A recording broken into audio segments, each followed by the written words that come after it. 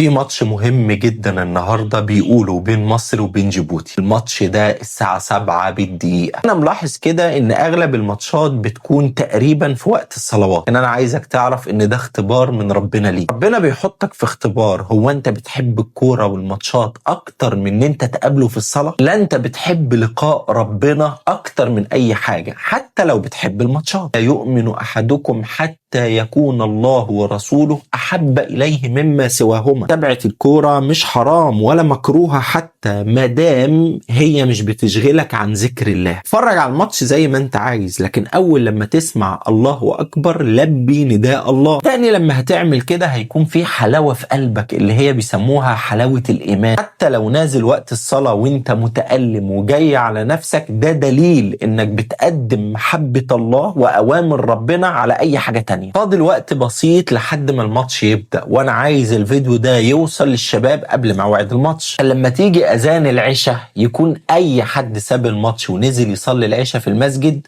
في ميزان حسناتي وحسناتك ان شاء الله.